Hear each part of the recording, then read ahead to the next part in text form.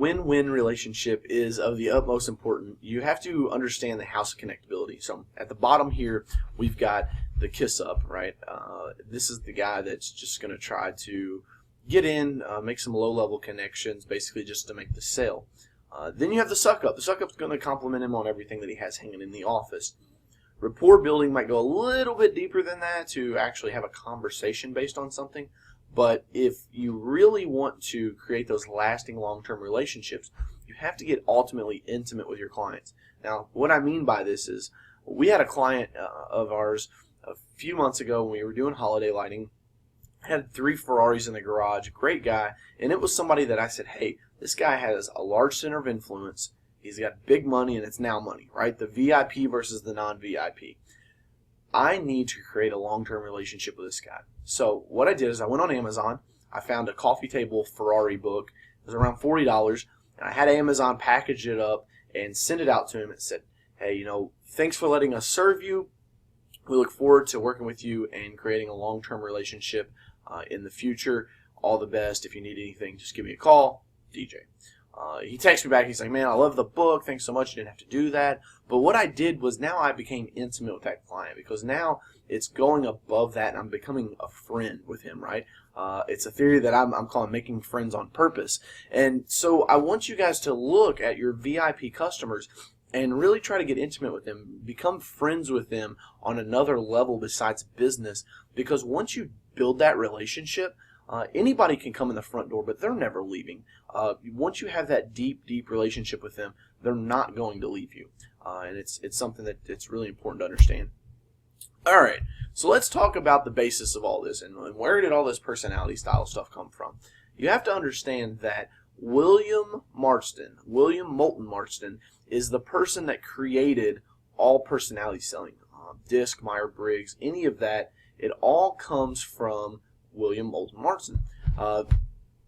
He also did a couple other really cool things. He invented the technology for the polygraph test. He realized that your blood pressure increases when you start lying, so that's what the polygraph test picks up. And then also he created Wonder Woman, the cartoon character. So very unique individual, but his whole model, and it's in a book about this thick, it can be summed up into about 5 things here. And that's what I've done for you today. I've taken a scientific review journal and summed them up here so that you can better understand personality selling and the psychology of sales. So number 1, most importantly, you can motivate people. And now this rings true not only for your customers or your clients or prospects, but also for your employees and your team members. So you can motivate people, but number 2, even more importantly, people do things for their reasons. So you may have had a person that you just couldn't motivate them with money and it didn't make sense, but they'd rather have vacation days. Likewise, you might have someone that doesn't really care about vacation days and would rather have the cash option. It's important to understand when you're selling that people do things for their reasons. So as we move throughout the sales process, we have to keep that in mind and make sure we're continually crafting the presentation to fit their reasons for wanting to buy. Okay. Number 3, very important. An overextension of one's strengths becomes a weakness. So if you're really good at something, but you overexert, so say you're very detail oriented. Well, if you're way too detail oriented, what happens is it becomes a weakness because now you take way longer than you should because you've overextended yourself. So remember that an overextension of one's strength becomes a weakness. Number 4, and this is where it really gets into the personality styles, is this. Marston came up with a theory that if I understand you better than you understand me, then I can control our communication. Okay? Say that again. If I understand you better than you understand me, I can control our communication.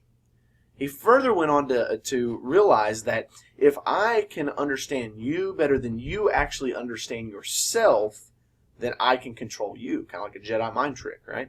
So when we look at the big picture of why we study the psychology of sales and selling and closing based on different personality styles, it's ultimately to understand the prospect better than the prospect understands themselves.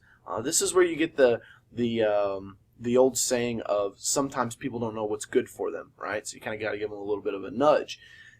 It couldn't be more true because you have to understand that when someone doesn't fully understand their personality style or how they make decisions, but you do, you can manipulate them with integrity to move them to make a purchase. Now, a lot of times people are like, oh, I don't want to be that hard closer. Here's my challenge to you. If you have a product, service, or offering that you truly believe in and that you truly understand, and in your heart of hearts you believe that it would solve this challenge for your prospect, why would you not encourage them to buy? I don't call it a hard close. I call it encouraging them to buy. If I know that someone needs help with sales training, and I know that my sales training works, you can bet your last dollar that I'm going to push and push and push until I've exhausted every option to get them to sign up with me. Because I truly believe in my heart of hearts that my sales training would better them. Your service business, you have to believe in your heart of hearts that when someone comes to you with a problem, if your services can solve that, you need to be very, very persistent and push that on them. You're doing a disservice to yourself as well as the prospect if you don't. Okay, so let's look at the 4 distinct personality styles. The 4 distinct personality styles, DTTF. So write that down on your notes there, DTTF. And it's really as simple as this: directors, thinkers, talkers, feelers. So what do you think directors do? They direct. How about thinkers? They think. How about talkers? Of course they talk. And then lastly, how about feelers? They feel. Very emotional people. So this right here is the core concept for the rest of this segment, or the rest of this chapter, if you will. You have to understand that directors, thinkers, talkers, and feelers are the 4 fundamental characteristics of the personality styles. And so, although everyone has a little mix of different, some person might have a little more director, less thinker, a little bit of talker, and less feeler, you have to understand that there's always a dominant personality style, and we'll get into that here in a little bit. You have to understand that when you were born, that's when you got your dominant personality style. When you have these 4 basic personalities, no one is ever going to be like 100% and then zeros across the board, because that would mean there would only be 4 types of people in the world, and that would be a very, very boring world. So we all have a special mix. We're all special in our own little way, but there are some truths to this. We revert back to our dominant style when 4 things happen. 1, we're in conflict. 2, we're stressed. 3, most importantly, when they're in a buying decision. And 4, when they get excited. So when you get excited, you revert back to your dominant. When you revert back to your dominant style, you make decisions based on that. When you're in a buying decision, you make decisions based on, what your dominant personality style is. So I know a lot of you are thinking right now, well, DJ, how do I figure that out? We're going to get into that, but I need you to understand the framework and the foundation. Right now we're laying the foundation. So memorize that DTTF, the director, thinker, talker, and feeler. Those are the foundations of that. And then understand that there are 4 times that they revert back to their dominant style. And this is so very important because when they're in a buying decision, if we can figure out their dominant personality style, then we should be able to figure out exactly how to close them, because that's the personality style that they're going to be in. Okay, so here's a funny thing. When I ask sales professionals or business owners, hey, how do you close now? I get answers all over the place. I use what worked last time. I just ask for the order. I try to schedule them. I walk them through a written agenda. That doesn't happen very often. And sometimes I ask, sometimes I don't. I don't want to be that pushy salesperson. The point is this: most sales professionals or most business owners do not have a methodical approach, step by step, laid out on how they're going to close.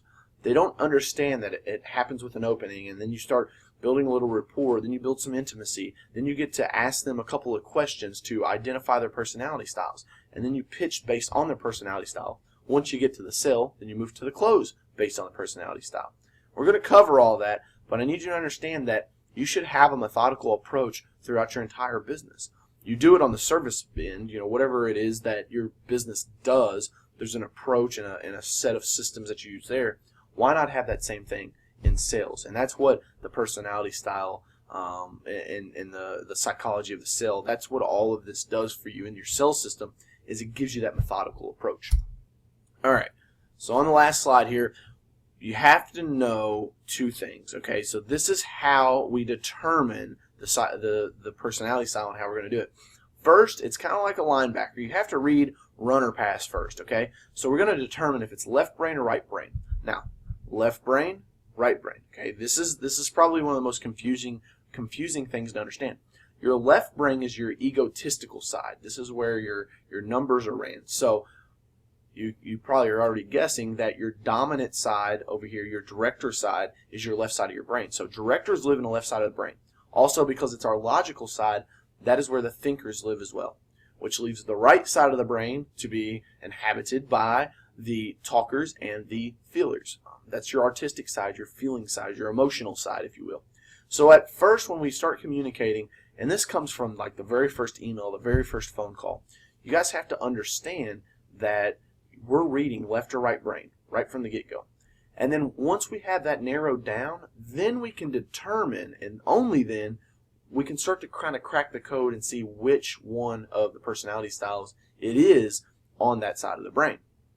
Okay, so that's why I put here, then and only then can you methodically present to and close them in the way that they want to be presented to and closed on. So go back, review the 4 types of personality styles, the left brain, the right brain, write those all out on a piece of paper. Start studying those every day until they're ingrained into your mind so that you can understand them, and then we're going to start teaching you exactly how to go through the steps to figure out what personality style each person is.